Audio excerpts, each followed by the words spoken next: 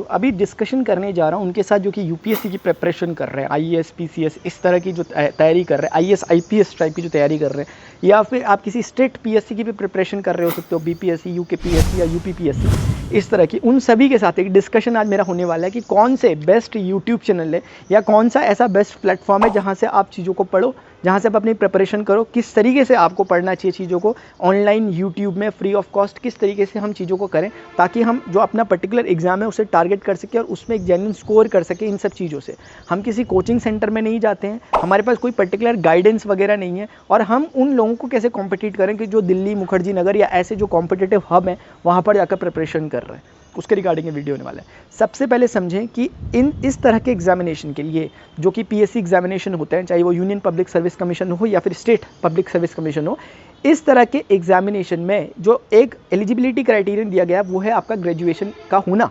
आप ग्रेजुएट हो। अब ग्रेजुएट होने का मतलब होता है कि आपने ऑलमोस्ट चीज़ों के बारे में काफ़ी गहराई से पढ़ लिया है, जिस भी सब्जेक्ट की बातें चल रही है। अब देखो, आप अगर इंजीनियरिंग बैकग्राउंड से हैं या फिर आप ऐसे बैकग्राउंड से हैं जिसमें ह्यूमैनिटीज़ नहीं है, हिस्ट्री नहीं है, ज्योग्राफी नहीं है, नो डाउट आपने नहीं पढ़ा आपने हिस्ट्री नहीं पढ़ा, ज्योग्राफी नहीं पढ़ा, इकोनॉमिक्स, क्योंकि आपका बैकग्राउंड साइंस का था या फिर कुछ और। लेकिन आप समझे बात को कि आपने जब ग्रेजुएशन किया तो आपने सीखा क्या? आपने सिर्फ नॉलेज नहीं लिया, आपने पढ़ने का तरीका भी सीखा है। आपने कोई भी सब्जेक्ट आपका रहो, आपका कॉमर्स सब्जेक्ट रहो, आपका मैथ्स रहो, साइंस रहो, कुछ भी रहो, लेकिन आपने ये सीखा है कि पढ़ते कैसे हैं। जब शुरुआत में हम 5वीं 6वीं 7वीं क्लास में होते हैं, हमें मोड ऑफ स्टडी नहीं पता होता, मोड ऑफ लर्निंग नहीं पता होता, हम चीज़ों पर ध्यान देते हैं। कोई भी बच्चा नॉर्मली 5, 6, 7 का, वो कैसे पढ़ता है, वो चीज़ों को मगअप करता है, क्योंकि इस तरह का ही फिलहाल हमारा एजुकेशन सिस्टम है। इसी तरीके से चीज़ें होती है कि आपको स्कोर करना होता है, चीज़ें लिखनी होती है, तो ऑटोमेटिकली फिर तरीका यही बन जाता है कि यार चीज़ों को मगअप करो, याद करो, उसके अकॉर्डिंग कर लो। लेकिन जैसे जैसे हमारा स्टैंडर्ड बढ़ता है, धीरे धीरे हमारी क्यूरियोसिटी बढ़ती है, धीरे धीरे हमारा सोचने का नज़रिया बदलता है, धीरे धीरे हमें तरीके पता चलते हैं कि पढ़ना कैसे चाहिए, बुक का कैसे प्रॉपर यूटिलाइजेशन करना चाहिए। जब हम 11th 12th लेवल तक आते हैं, बोर्ड का एग्जामिनेशन देते हैं, तब तक ये चीज़ें धीरे धीरे डेवलप हो रही होती हैं। जब आप ग्रेजुएशन करते हो कि कॉलेज में या यूनिवर्सिटीज़ में उस लेवल की प्रिपरेशन या पढ़ाई आपके टीचर्स या प्रोफेसर्स के द्वारा नहीं कराई जाती, कहीं कराई जा सकती है, लेकिन मोस्टली क्या होता है कि अब आपको सेल्फ डिपेंडेंट बनाने की कोशिश की जाती है। +2 तक, जब आप 12th तक रहते हो, तब तक तो आपने बहुत सारे ट्यूशन्स लगाए होते हैं, आपके स्कूल टीचर्स बहुत अच्छा आपके कोऑपरेट करते हैं, बहुत सारी चीज़ें उस समय होती है मौजूद, और उस समय यूट्यूब कंटेंट भी बहुत सारा होता है। लेकिन धीरे धीरे जैसे जैसे आप यूनिवर्सिटीज़ में आते हो, जैसे जैसे आप अपनी हायर स्टडीज़ के लिए आते हो, धीरे धीरे ये कंटेंट श्रिंक होने लग जाता है, इस पर कंटेंट छितरा हुआ होता है, यानी कि एक जगह पर्टिकुलर नहीं मिल पाता, हमें अलग अलग जगह से पढ़ना पड़ता है। ये सब चीज़ें आपको स्कूल टीचर्स या प्रोफेसर्स जो होते हैं उनका उतना ज़्यादा कोऑपरेशन नहीं मिलता। वो लोग फॉर्चुनेट है जिनको मिलता है, लेकिन अक्सर ऐसा देखा जाता है कि यूनिवर्सिटीज़ या कॉलेज में आपको जो भी करना होता है खुद ही करना होता है। कॉलेज में भी कई बार हमारी पढ़ाई का तरीका क्या है कि यार एग्जाम से 2 दिन पहले पढ़ लो, नोट्स वगैरह है उससे पढ़ लो। आपको इसी चीज़ को तो रिफाइन करना है। जब आप इस तरह की प्रिपरेशन कर रहे हो, आपको इसी चीज़ को रिफाइन करना है। अब आप ऐसे एग्जाम की प्रिपरेशन करो जिसको आपको 2 दिन पहले तैयार नहीं करना। ऐसा नहीं है कि कल एग्जाम है और आप आज पढ़ के चल जाओगे, प्रेडिक्टेबल नहीं है ना। कॉलेज यूनिवर्सिटी के एग्जामिनेशन क्या होते हैं, प्रेडिक्टेबल होते हैं। आपको पता है कि पिछले 5-10 साल के अगर आपने क्वेश्चन पेपर पढ़ लिए जो प्रीवियस ईयर में आए थे, उन्हीं में से ले दे के क्वेश्चन आते हैं, क्योंकि वो ज़्यादा उसमें वो नहीं करते कि यार पेपर टफ बनाए, बच्चे फेल हो जाए, ऐसा नहीं होता। लेकिन यहाँ होता है, यहाँ पर एलिमिनेशन चलता है। जब आप कंपटीशन की प्रिपरेशन करो तो एलिमिनेशन राउंड चलता है। एलिमिनेशन में क्या है, वो चाहते हैं कि यार इसको ऐसा क्वेश्चन दो ये ना कर पाए। ये फ़र्क आ जाता है कॉलेज एग्जामिनेशन में और अपने जो ये कॉम्पिटिटिव एग्जामिनेशन होते हैं। कॉलेज एग्जामिनेशन सिलेक्शन पर फोकस करते हैं, वो चाहते हैं कि मेजॉरिटी ऑफ बच्चा पास हो, आगे बढ़े, नेक्स्ट आए। कॉम्पिटिशन बोलता है कि ज़्यादा से ज़्यादा को रोक के रखो, कम से कम को लाओ, फिल्टर करो। तो इस तरीके से दोनों का जो मोड ऑफ एग्जामिनेशन है वो यहाँ पे बदल जाता है, क्योंकि दोनों का देखने का नज़रिया अलग अलग है। अब जब हम आ रहे हैं कॉम्पिटिटिव एग्जामिनेशन की प्रिपरेशन करने, तो क्या हमें अपने नज़रिए को नहीं बदलना पड़ेगा?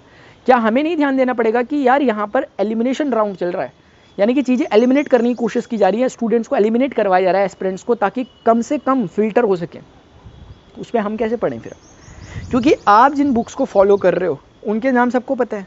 क्योंकि ऐसा तो नहीं है ना कि कोई आपके पास सीक्रेट बुक है। एक ज़माना हुआ करता था कि लोगों के पास कोई बुक आ जाती थी तो बहुत बड़ी बात होती थी कि यार उसके पास वो वाली बुक है, मास्टर जी के पास वो वाली बुक है, उससे पढ़ाते हैं, उसमें बहुत कुछ है। आज तो सारी चीज़ें काफ़ी ओपन है। आज तो टॉपर डिफरेंट प्लेटफॉर्म्स पे आके अपनी स्टैंडर्ड जो बुक्स फॉलो कर रहे हैं उनको बता रहे हैं, अपनी स्ट्रैटेजी को रिवील कर रहे हैं। लेकिन उसके बाद भी सिलेक्शन क्यों नहीं हो पाता कई जनों का? कई लोग रुक जाते हैं, फिर हम बार बार स्ट्रैटेजीज़ को देखते हैं, क्यों नहीं हो पाता? कारण ये है कि हमारी खुद की स्ट्रैटेजी नहीं होती। सामने वाले ने जो अपनी स्ट्रैटेजी बताई है, जरूरी नहीं है कि उन्होंने जैसा जैसा फॉलो किया एग्जैक्टली आपको बताया। कुछ बातें हो सकती है कि टॉपर ने सोचा हो कि ये रेलेवेंट नहीं है, उसने नहीं बताई, लेकिन वही बात मेन थी, वही बात आपको समझ में आनी थी, वही बात आपसे रिलेट करनी थी, बस लूप होल क्रिएट हो गया। इसीलिए दूसरे की स्ट्रेटेजी से, दूसरों की बातों से आप ना एक आइडिया ले सकते हो, उसे लिटरली फॉलो करने की कोशिश ना करें। अब बात आती है कि हम किस तरह के प्लेटफॉर्म्स को फॉलो करें, किस तरह के यूट्यूब चैनल्स को फॉलो करें। किसी एक पर्टिकुलर का नाम लेना बहुत मुश्किल है, क्योंकि हर किसी की तरफ से अगर आप देखोगे कुछ ना कुछ कंटेंट मिल रहा है। बेस्ट क्या रहता है, सबसे बेस्ट जो चीज़ है वो है बुक। अगर आप जो स्टैंडर्ड बुक्स हैं जो हर कोई पढ़ता है, जो टॉपर्स रिकमेंड करते हैं, वो बिल्कुल सही बात है, उस बुक को अपने पास आपको रखना पड़ेगा, उस बुक से लिटरली पढ़ना पड़ेगा, आपको अपना टाइम डिवोट करना पड़ेगा। आपको थोड़ा अजीब वगैरह लगेगा, आप पहली बार पढ़ रहे हो, हिस्ट्री ज्योग्राफी ऐसी चीज़ें अगर, या फिर कुछ भी ऐसा सब्जेक्ट जो आप पहली बार पढ़ रहे हो, आपको शुरुआत में थोड़ा अजीब जरूर लग सकता है, लेकिन जब आप बुक के साथ थोड़ा टाइम स्पेंड करोगे, धीरे धीरे आपकी फेमिलियरिटी क्रिएट होगी, धीरे धीरे आपको बुक कहना क्या चाहती है वो समझ में आएगा, बुक के साथ ट्यूनिंग सेट होगी, वो सेट करने में थोड़ा सा टाइम लगता है। ऐसा नहीं है कि आज आपने पहली बार बुक उठाई और पहली बारी में आपने आज 2-4 चैप्टर कवर कर लिए, ये नहीं। कई बार क्या होता है कि प्लेटफॉर्म्स पे आकर कोई टॉपर्स या कुछ लोग वो कभी कभी कुछ चीज़ों को ज़्यादा ओवर रेटेड कर भी बोल देते हैं, कई बार ऐसा होता है।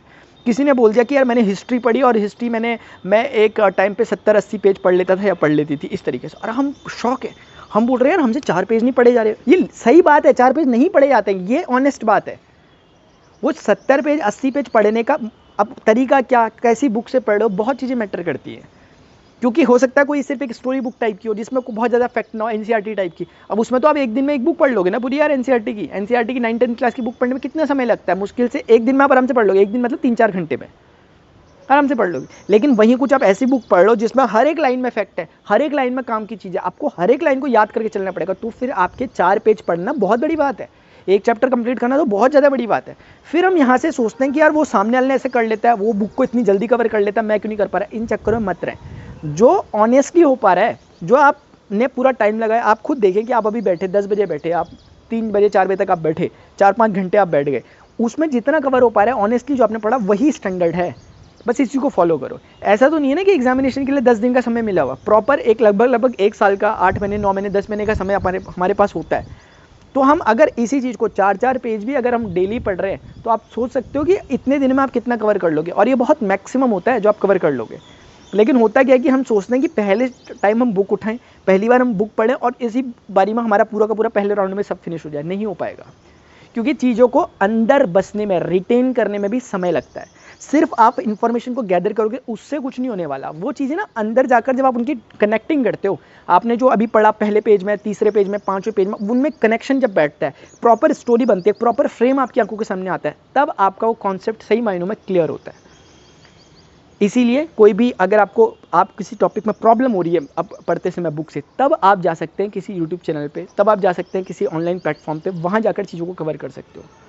ये तरीका पढ़ने का बेस्ट तरीका है। अपने तरीके को प्लीज़ बदलना होगा। अगर आप उसी तरह के कॉलेज, यूनिवर्सिटीज़, स्कूल वाले तरीकों को अपनाओगे वो बेकार रहेगा। यहाँ कोई आपको आपकी उंगली पकड़ के नहीं चलाने वाला, ये ध्यान रखना। आपकी उंगली पकड़ के कोई आपको ऑफिसर नहीं बना देगा, ऐसा बिल्कुल नहीं होने वाला। एक टाइम तक कोई आपकी मदद कर सकता है, सामने वाला ज़रूर अपना 100% दे रहा होगा या दे रहे होंगे, उसमें कोई डाउट नहीं है, लेकिन उनका 100% आपके लिए सदैव 50% ही होगा। वो कितना भी अपना 100% दे दें, आपके लिए वो 50% से ऊपर नहीं जा सकता। बाकी का 50% आपको खुद ही करना पड़ेगा। उन्होंने जो कुछ बताया, क्योंकि सामने जो पढ़ा रहे हैं वो एक कम्युनिटी को पढ़ा रहे हैं, बहुत बड़ी ऑडियंस को पढ़ा रहे हैं। अब पर्टिकुलर बच्चे का क्या क्या समझने का तरीका, क्या सोचने का तरीका, उसका क्या बैकग्राउंड, उसने पहले क्या क्या चीज़ें पढ़ी हैं, क्या नहीं पढ़ी, ये सब मैटर करती है। तो इसको आपने अपने आप में रिफॉर्म करना पड़ेगा। तो ये बातें होती है जो आपको ध्यान रखनी है। इसलिए ध्यान रखना कि सुनो सबकी, जो बोल रहे हैं सबके सब करो, इन्फॉर्मेशन सबकी लो, जहाँ से जैसा मिल रहा है परफेक्टली स्ट्रैटेजी बनाओ, उसके अकॉर्डिंग आपको चलना होता है। ऐसे करके भले ही देर लग सकती है, लेकिन कोई बात नहीं, जब आप सीधे कंटिन्यू चलते रहते हैं तो बहुत अच्छे इसके रिजल्ट देखने में आते हैं। धीरे धीरे रे मना, धीरे सब कुछ होए, माली सींचे 100 घड़ा, ऋतु आए फल होए। यानी कि मुझे बताने की ज़रूरत नहीं है, आप समझ चुके हैं कि हर काम धीरे धीरे ही होता है। Great things take time. माली 100 घड़े से सींचता है फल को, लेकिन जब सींचता है तो ये नहीं बोलता कि यार 90 घड़े मैंने पानी डाल दिया, अभी तक फल क्यों नहीं आया। फल तभी आएंगे जब प्रॉपर ऋतु आएगी उसकी, जब उसका समय आएगा। तो अभी के लिए स्टूडेंट्स इतना ही। अगर आप यूपीएससी की प्रिपरेशन कर रहे हैं या किसी स्टेट पीएससी की प्रिपरेशन कर रहे हैं, मैंने इस यूट्यूब चैनल में जहाँ पर आप मुझे देख रहे हैं, मैंने हिस्ट्री, ज्योग्राफी, इन सब चीज़ों को, जीएस के सब्जेक्ट्स को स्टार्ट किया हुआ है। आप इनसे प्रॉपर्ली पढ़ सकते हो। मैं उसी तरीके से पढ़ा रहा हूँ जो आपके लिए सूट करेगा, जो प्रॉपर्ली आपको बुक से पढ़ते समय आप कंफर्टेबल फील करोगे उस तरीके से। अगर आपका यूपीएससी में मैथमेटिक्स ऑप्शनल है, अगर है तो भी आपके लिए खुशी की बात है, क्योंकि मैंने मैथमेटिक्स ऑप्शनल को स्टार्ट किया हुआ है। ये सिर्फ उनके लिए जो मैथ्स ऑप्शनल है। अगर आपके फ्रेंड्स वगैरह जिनका मैथ्स ऑप्शनल है, उन तक आप प्लीज़ वीडियोस को बताएं, उनको बताएं कि यहाँ से आप मैथ्स ऑप्शनल की प्रिपरेशन कर सकते हैं, क्योंकि यूट्यूब में अभी फिलहाल इस तरह का कंटेंट कहीं नहीं है जहाँ पर एक्सक्लूसिव यूपीएससी की प्रिपरेशन मैथमेटिक्स ऑप्शनल के लिए कराई जा रही हो। वो मैंने कोशिश की है, तो आप ज़रूर उस चीज़ों को देखेंगे। नीचे मैं कमेंट सेक्शन में लिंक वगैरह दे दूंगा, आप नीचे कमेंट सेक्शन में भी बोल सकते हैं। अगर आपको वीडियो इन्फॉर्मेटिव लगा, प्लीज़ लाइक करें। जो भी आपकी प्रॉब्लम हो रही है आपकी प्रिपरेशन के रिगार्डिंग, निसंकोच होकर नीचे कमेंट सेक्शन में जरूर लिखें। वीडियो को हो सके तो लाइक करें और शेयर करें अदर स्टूडेंट्स के साथ। Till then good bye, see you, take care, Jai Hind, bye bye.